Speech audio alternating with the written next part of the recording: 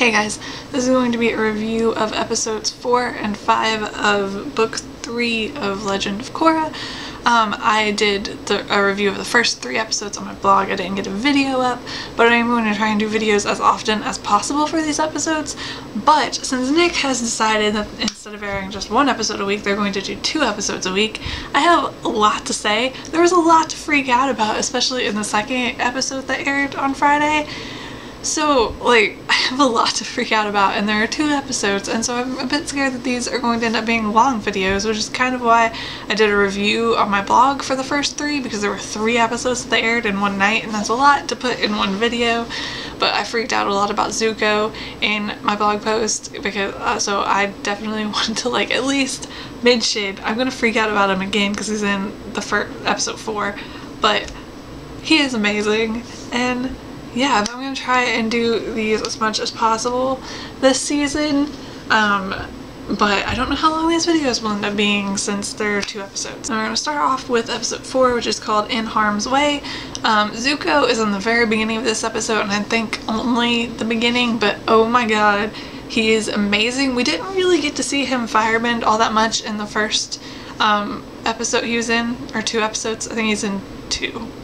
He's in the second and third, I think, of the first 3 episodes, but we got to see him firebend in episode 4, and he was amazing, and his dragon was amazing, and I don't think we have a name for his dragon yet, because I keep referring to the dragon and I just have to call it like dragon or something, because I don't know if we have a name. We might, and I just haven't learned it yet. But I loved that fight scene, and I thought it was awesome, and I love how good of a firebender Zuko is, even though he is, like, I don't even know how old he is now, but, like, I don't know, because I don't know if we've seen Katara bend at all, really. I definitely don't think we've seen her fight. If we have, I don't remember it. But we got to see Zuko fight, and he was amazing, which was really impressive, and I loved that. It was awesome. And I am having trouble learning how to pronounce the villains' names, because I'm really bad at learning names in the first place, so when they're kind of like foreign sounding, it's even harder, and but I think it's P, like, apostrophe L-I, and it's like Paley or something, I think. I can't even remember them saying it right now. Like, I can't call up the memory of it being pronounced in the show. So it's gonna take me a while probably to learn how to say that, but, or like know for sure that I'm saying it right. But I think she's the hardest of all of them. I can't remember the the earthbender guy's name. I can't remember it at all, and I don't think I saw it written down, so I don't even remember what that is. But, and then Ming-Hwa, I think, is how you say the waterbender's name, and Zahir's easy enough. But anyway, that's not what I want to talk about. I am wondering if she's actually related to the Pili girl. I cannot talk right now. I'm wondering if she's actually related to Combustion Man, or if she just, like, if there's like this sect of firebenders or something that learns how to firebend like that. Because I'm like, obviously anyone can get the tattoos for it, so I'm wondering if it's kind of like the airbenders, how they get their tattoos, like if there's some sort of sect that's teaching firebenders how to firebend like that, or if they're related somehow, or how she just came about. And I think it would be really interesting if we learned about that, and I don't know if we will or not. I can definitely see that, like, remaining a mystery, but I could also see that as being some really interesting backstory if we ever got an answer to it. I also have to mention that Ming-Hwa, I'm still not entirely sure if I'm saying her name right, but she's amazing, like absolutely incredible, and I love watching her bend. And then we had a bit with Pili and Zahir kissing and all of that, and I think that's going to be really interesting, having a romance between the villains, because that's something that I don't think we've ever really had in Avatar. Zuko obviously had everything with May and whatnot, but he wasn't actually like a villain, like a straight up villain. So it's going to be an interesting kind of aspect. And Bolin and Mako had to leave their family, and that was such a cute scene. And I loved Bolin naming off his family's names and then forgetting the one family's name because there's so many of them, but that was so cute. And you can tell how happy Bolin is to have met his family. Like Mako is too, but he like takes it differently than Bolin. Bolin's just so happy to have like all of his family, and leaving them was sad. And I don't really think that they'll show up again. Like I don't think we'll see them again, but I'm sure that they'll stay in contact with Mako and Bolin, and I really love that, and I thought it was really cute, and I'm really happy that they got to meet their family. I really loved the scene with Korra and Asami sparring too, just because I've really grown to love their friendship, especially as it's been so far this season. So I just really liked that little scene. I think that's the most that we kind of got with Korra and Asami's friendship in these 2 episodes. Also, Mako and Bolin getting like back just randomly. I thought that it was going to be more difficult than that. I don't know, like getting fake passports and getting into the upper ring happened really fast. And like obviously it wasn't an important part or thing to do in the series or the actual episodes, so it just kind of glossed over really fast. Like that happened, but you would think that it would be harder. But moving on from that, and the Earth Queen coming to talk to them and being allergic to Pabu, for some reason it never occurred to me that that would be why she hated animals, because I don't know, I thought like she's just a terrible person, so she just hates animals. Like, but it was hilarious her being allergic to Pabu. But I also kind of wonder what happened with her dad's bear when she was born and allergic to animals. But I feel like there's a very interesting story there. I'm not gonna lie, I found Kai a bit annoying in the episodes before. And I wasn't entirely, but I could see him growing on me depending on how he went as a character. Like I could see him either annoying me a lot or him being one of my favorite characters, and I think it's going to be the later after these episodes, because he was so cute in prison, like when he was going easy on the other airbender and helping the other airbender, and then he gets thrown in like he's locked up prison, like extra security, not extra security really, but what's it like, oh god, there's a term for it that I cannot remember for the life of me right now, but solitary confinement, that's what it is, by himself after doing that. But that was so cute, and I really think that and the stuff with Jinora in this episode 4 really just got me, and I really think I'm going to like him. I love how they threw Lake Leo guy in there, and it was kind of just like there just really as a reference to The Last Airbender, because it wasn't really important in the long run. I mean, they don't find anything there, and they could have just searched somewhere else. But I like how they threw that in there as kind of like a reference to the earlier series, and I thought that that was awesome. It's also cool that Jinora can still project herself. That's a cool power to have. And Jinora and Kai, like I already kind of referenced, were adorable when she showed up, and they're really growing on me. I love them. They're fantastic, and Kai's grown on me. I really love him now. I really love Kai and Janora's relationship, and I'm really excited to see what happens between them because they're just adorable. I also really like how all of the airbenders decide to go with Tenzin, so now they have all of them. But I'm also thinking, because they were just ripped from their homes by the Earth Queen, and obviously they can't go back to Ba Sing Se because the Earth Queen will capture them, so any family and friends that they had in Ba Sing Se they have to leave behind, so they might as well go with Tenzin. But it's also really sad if you think about it, because all I can think about like the entire time that was happening is that they are having to leave things, like kind of forcibly leave things. It's not Tenzin and then making them leave. It's the Earth Queen who's captured them and made it impossible for them to go back to their families and all that, but they're still leaving their families behind, and that's really sad, and I feel really bad for them. But it's also really, really nice that they finally have like a lot of airbenders to train. So it's like a double-edged sword. The group also split apart at the end of this episode, and that's kind of sad too, and I'm wondering how much we'll see of everyone. Like Korra and that whole group, obviously we're going to continue to see because Korra's the main character, but I'm wondering how much we're going to see of the airbenders as they train. I'm wondering if they'll just show up every once in a while, or if we'll regularly like kind of be shown them or whatever's going on, because I don't know what they'd be doing that'd be really significant if they're just training to be airbenders. so I don't know how important they'll be in the overall storyline, but it could be really interesting because Tenzin's really been there the entire time so far. Like, even when him and Korra separated in book 2, he was still being shown.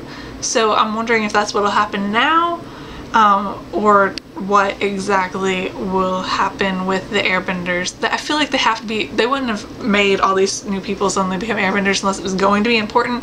So obviously I think the airbenders are going to be important into the plot somehow, but I don't know if they're going to be like constantly be being shown, or if they'll just come up again later on, or what exactly. It'll be interesting to see how that affects the storyline. Moving on to episode 5, the Metal Clan, which was like the most, I've already talked probably too much, and I have so much to say about this episode. First of all, I have to mention, like, this is such a small thing, but it was such a cute scene where Korra is playing fetch with Naga, and then she tells Lin to, and Lin pops the ball, and Naga looks so sad, and Naga is so cute, and we don't really see her that much, so I really liked that scene. I thought it was adorable. And I have no idea how to pronounce the name of the, like, all metal city. It's Zaofu, so Zaofu, maybe?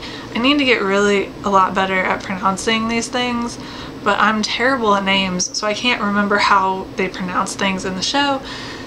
But I was really excited when they found out they were going to the all metal city, because we knew from spoilers, or at least I knew from spoilers, not everyone probably did, but this is something that I was unable to avoid and just randomly found without really looking for it, that another one of Toph's daughters, or Toph's other daughter, I don't think she has any more kids, although maybe we'll have that thrown at us later, but I doubt it, was going to be there, because I knew that she was going to show up at some point in the season, and when they're going to an all-metal city, it kind of made sense. Was not expecting her to have found the city, and there's another Toph statue in the city, which is awesome. So Toph now has 2 statues. We have 2 Toph statues, a Zuko statue, and the Aang statue, and I love that. But I'm really okay. So they talk about a lot about Toph, and a lot of the stuff that I have to freak out about right now is about Toph. But I do have to mention, they really briefly mentioned Sokka in this episode, and they refer to him as Chief Sokka. So I'm assuming that's Chief Sokka of the Southern Water Tribe, and that means that Sokka was chief of the Southern Water Tribe. But I feel like I really need some background here. We've probably gotten the least information about Sokka in this entire series. I wouldn't have said that before this episode, but we got so much information about Toph in this episode that I'm definitely thinking that of the original gang members now, Sokka's the one we have the least information on. But what we do know is that he was the Water Tribe, like, councilman in Republic City for a point in time when the stuff that was going on in book 2, that was part of the backstory. Now we have him being called Chief Sokka, as if he was the chief of the Southern Water Tribe, but I'm assuming, well, we know that the position of chief is hereditary, because Yue was like inheriting it after her father, or she wasn't, her husband was going to, I guess, because Northern Water Tribe was sexist, but Eska and Desna have taken over from their dad, so it's hereditary. So, which means that if Sokka was chief of the Southern Water Tribe, his kids, or one of his kids, should be chief now, but they're not. The Southern Water Tribe doesn't seem to have a chief. Korra's uncle was chief of the Northern Water Tribe and claimed to be, like, in charge of the Southern Water Tribe too, so I'm really wondering what all happened there, like what the story is behind that. Because if Sokka was chief, but he was also a councilman in Republic City, it means he had to live in 2 different places at 2 different times. He could have lived in Republic City until his dad died, and his dad could have been chief and then could have taken over.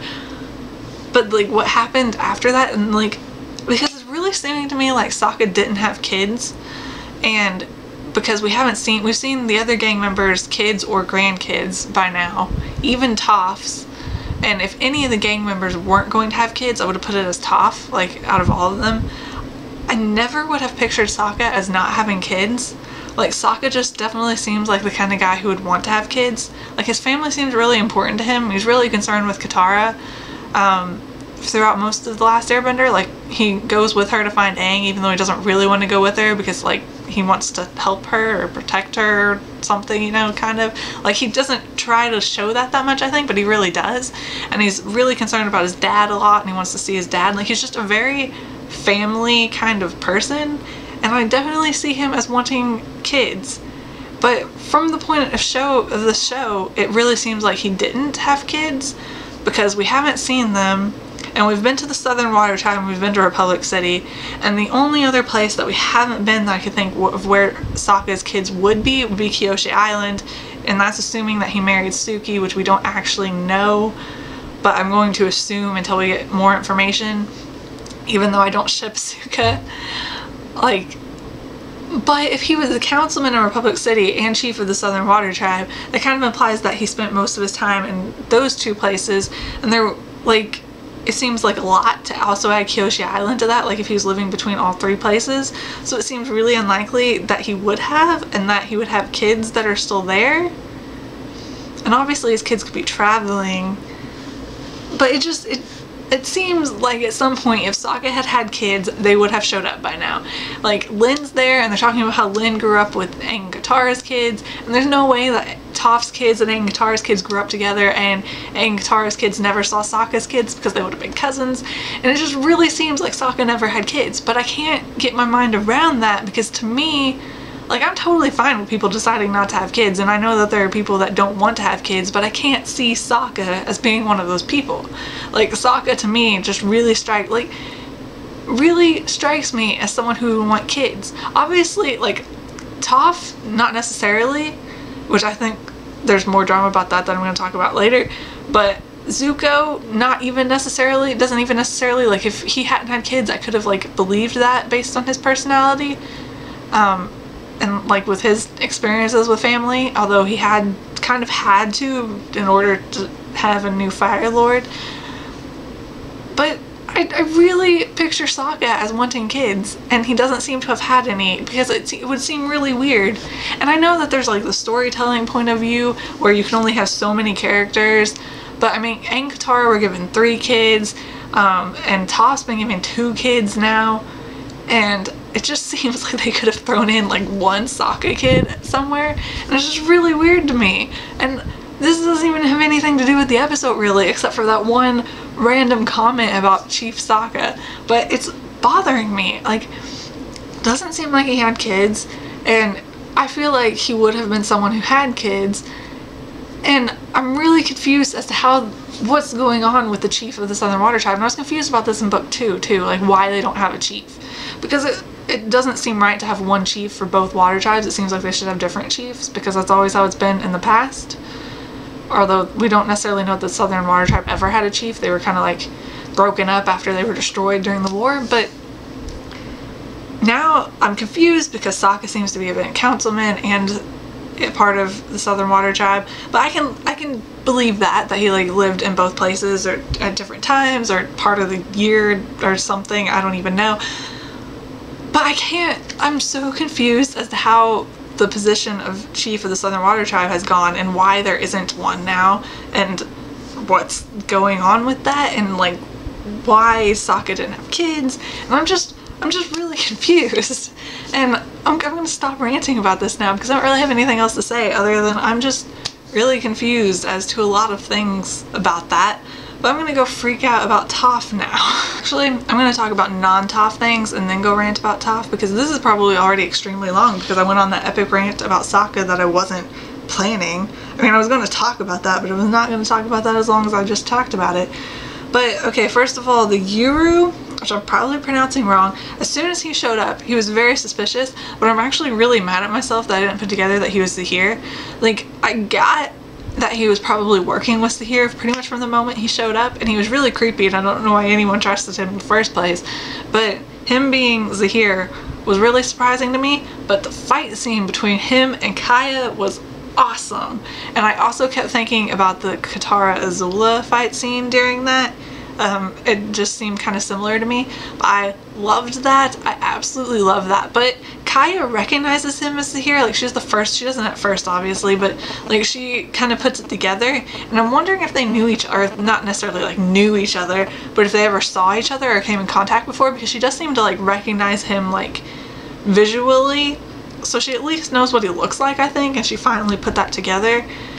But we know that like some of them have seen him before, but I don't know if we know for sure that Kaya did, but it definitely seems to, so I thought that was interesting. I'm trying to see if I have anything else to say other, oh, Varric shows up, which was interesting. I was not expecting Varric to show up, and I'm wondering if he's going to be important in this season again, but that was a surprise. And then the only other like non-Toph thing that I really have to, or non-Toph / Toph's kids thing that I have to talk about is Bolin and Opal, which is still Toph's granddaughter, I guess, but they're so cute. I love Opal. It's interesting because she's so different from Toph, and she's Toph's granddaughter, but Su Yin, I think is how you say her name. I'm being terrible at names in this, but is also very different. She's also very different from Toph, and I find that really interesting. Like, Lin seems more similar to Toph than Su Yin does. But Bolin and Opal are so cute, and I'm really looking forward. I hope that they stay together because I really like them. They're adorable. But okay, yeah, I think I'm going to just freak out about Toph now. Okay, so this entire time I've been operating under the assumption that only Katara and Zuko were alive, and I'm pretty sure that we were actually told that at one point, that Katara and Zuko were the only ones alive, and all I wanted was to see Zuko because Katara was in the series at the very beginning, but we weren't seeing Zuko, and now we finally saw Zuko, and I was so excited about that. And then we get the bomb dropped on us that Toph left to wander the world years ago and no one's seen her since, which is completely implying that she's still alive, and that's like a possibility now, and is going to drive me insane because I was so worried about seeing Zuko, and now I'm gonna do the same thing with Toph, and I'm just gonna, like, every single episode, like, what if Toph appears? Like, what if we get to see Toph? And like, you can't just throw that in there. Like, they know that implying that Toph could still be alive is going to make people wonder if she's going to show up, and it's like, they're opening up that storyline and it's going to drive me insane. And if seeing Katara, Toph, and Zuko all getting to be in the series is the craziest thing. Like, I'm so excited, and like, we don't even know that we're going to see her, but it's given me enough hope that we are, that I'm really excited about it. But also, this entire time I've been wanting to find out who Lin's father was, and they told us at one point that we were never going to find out who Lin's father was, but I was still kind of hoping that we were. And then we found out that Lin was having another sister, and then we find out that they're half sisters, they have different dads, which fits a lot more with my image of Toph than her having to, like, her being happily married for a long period of time. Like, she's so independent. Like, this is kind of going back to what I said before about me not if anyone in the game was not going to have kids, I would have pictured it as being Toph. And that's partly why, like, I ship Taka. I really do. But at the same time, I completely see Toph as being, like, an independent person. And it's not that I can see her not, like, I could see her married in certain cases, but she definitely, if anyone was not going to get married in the gang, it would be her, I think, which is what happened. But, like, still, the half-sister thing was shocking because I wasn't expecting it, and, like, kind of what it's implying, being on a Nickelodeon show kind of threw me. Like, it's obviously, like, the way it's presented isn't really bad, but it's just, like, and I don't think kids would even stop to think about it, but, like, I just thought that was interesting that was on a Nickelodeon show. But I think it's awesome that Toph, like, remained, like, really independent and everything, but I'm also still really frustrated that we're never going to know Lin and Su Yin's dads. And they're probably not even characters that we know. They're probably just, like, random people, and they both look like Toph and don't, like, they both look really similar to each other, and they both look really similar to Toph, especially, like, the stuff that we've seen of Toph as an adult. So I don't even know if they were, like, designed with dads in mind. They seem like they were kind of designed to be, like, look like Toph's kids, and that's pretty much it. But I just, like, it makes me want stories about Toph as an adult so badly, because those would be, like, great. I feel like just stories about Toph's life would be awesome, so amazing, and we're never going to get them, and that makes me sad. But I still, as soon as they both, or Su Yin, I think, is the one who mentions that neither one of them ever knew their fathers, and as soon as she said that, I was like, yeah, we're never going to know, because Toph is probably the only people in the world who even knows who their dads are. Like, I bet no one else knows, even the gang. I mean, like, the gang might have suspicions, so if, like, they were to go talk to, like, Katara or Zuko, maybe these Katara and Zuko have, like, guesses but I bet that Toph never even like actually told anyone, which means Toph would be the only person who knows. And I mean, Toph might not even know, but I feel like she probably at least has an idea. So we do get the like thing that Toph may be alive, so if she showed up, obviously she could answer the question, but I don't think that she would. So I'm pretty sure that that was put in there as like, yeah, you're never going to know who their dads are, which I'm okay with from a Korra point of view. Like I've actually like learned to be fine with that. I really wanted to know Lynn's dad before, but now I'm actually okay with not knowing who their dads are. I think I mainly wanted to know who Lynn's dad was when I was picturing it as like Toph getting married, and it was more from like a curiosity standpoint of who Toph would marry, because Toph, like if Toph got married, like Toph wouldn't just marry anyone, basically is kind of what I'm saying, because like the whole independence kind of what makes Toph so awesome thing. But now, the way it is now, like it's lost importance to me because it's not important. I don't know if I'm doing a good job of describing this, but basically when we found out that Toph had a daughter, I think everyone immediately assumed that she got married. So then I kind of wanted to know who she married, and that's more why I wanted to know Lynn's dad than wanting to know who Lynn's dad. I wanted to know who Toph's husband was, but since we know now that she wasn't married and that her kids never knew their dads, like it's just lost its importance to me to know who their dads are. It's not and I guess another way to think of it is I wanted to know who like raised Lynn, like her mom and dad, but now that we know that she wasn't raised by a dad, so like, she didn't really have a dad, she just had a father like type of thing.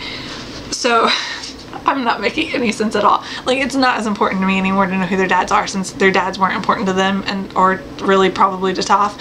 So knowing who their dads are has lost importance, and I don't really want to know just for knowing, but this has made me want to know about Toph's life even more, because I just think that knowing about Toph's life would be amazing. So now I don't want to know who Lynn and Sudian's dads are necessarily, but I still want to know that part of Toph's story because I think it was probably great. And this is probably insanely long, and I'm going to stop now because I have been ranting way too long, and I hope that this doesn't happen with every video review that I do for this season, but it's probably going to, because so far this season is going absolutely great, and I feel like there's going to be so much to freak out about every episode, and I hope there's this much to freak out about every episode. So I feel like I'm going to have a lot to talk about, which is probably why I'm going to do blog posts at least some of the time, because I don't know if I can like rant about this much for multiple videos. But I hope this isn't too long. But I will hopefully be back. I think I'm going to do next week's as a video, but I don't know for sure. But I think I'm going to try to, at least for next week. But we'll see. But I don't know how long this season, I should really do the math. And I'm sure someone already has, but I haven't seen it, of how long this season's going to go since we're getting 2 episodes a week. I think I knew how long it was going to go when we were getting 1 episode a week, but then it changed to 2 episodes a week. And I don't know when it's going to end now. If this season is still going on when I go back to school, which I think it might be, but I'm not, well, no. Because I think it might be ending right when I go back to school. Just like really quickly trying to figure out how many episodes there are, like how many weeks it would be. So when I'm at school, I'm going to have probably less time, so then it's probably going to become blog posts if it's still going when I'm at school. But I'm going to, at least for right now, keep trying to do video reviews. But this is going on way too long. I'm going to shut up now, and I will see you guys later. Bye.